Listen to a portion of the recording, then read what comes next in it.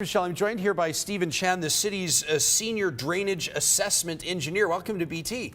Good day. Stephen, I think that many Edmontonians may be surprised to find out that our city is the first in Canada to have people like yourselves, senior engineers, teaming up with professors and scientists at the University of Alberta. It's a city-specific climate change study you've been undertaking for the last 3 years. Why is this important?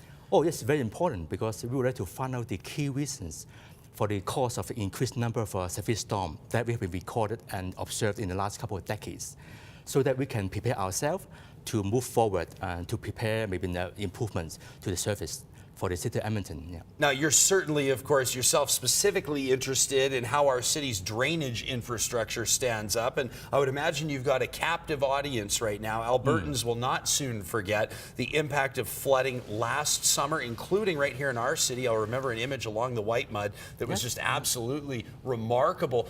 What have you been able to determine in the last 3 years? What is your study telling you about the impact of climate change here in Edmonton? Basically, what we found is there have been high-intensity rainfall occurred in the last couple decades, right? Those increase in the intensity will create a lot of runoff or rainfall, okay, on the road, especially on the low-lying area. That will cause many floodings. Okay, sometimes the flooding, the more water will go to the houses and the basement. Those are a very good indicator of the problem. Okay, so this is why the city, I suppose, over the last 10 years or so, starting in 2004, has approved about $300 million in infrastructure improvements. Is that just the tip of the iceberg of what we could really use, or what even you might say we might need? Well, that we would like to have this kind of study so that we can have a prioritized area, so we can spend the money on the right area. So this is a long process. We do not do that once for the whole city. This will in progress. It will last for maybe 10 or 20, even 20 years to complete the entire project. And of course, you're looking at different areas of the city here, damage in the south and southwest end districts as well in 2004. Those were first to benefit from infrastructure improvements. I want to make clear, Mr. Chan, that you are not a climate change scientist, so I don't want to put you in the hot seat here, but this is about the time of year when we're looking at temperatures around -25 where people go, well, I'm not so sure about climate change. There are even climate change deniers. Yourself as a drainage engineer looking at climate change, working with U of A scientists, can you say that climate change is indeed impacting our city in a direct and measurable way? Actually, yes. Based on our study, we found that if the weather continued to make the progress of change, we will see even more storms and high intensity. Due to the air temperature increase and also the air moisture increase.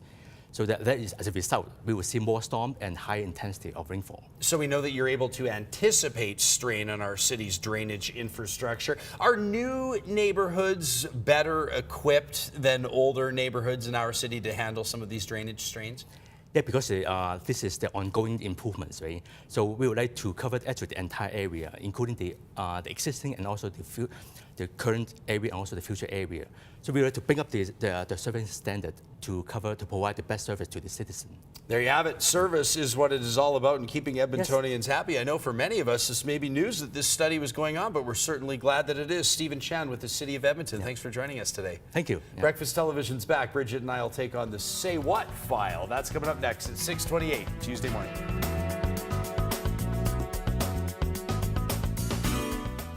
Dry cleaning services for BT provided by the Press Gallery. Love your leather. Clean, re-dye, and restore your leathers to a showroom fresh look. Now available at the Press Gallery in Edmonton.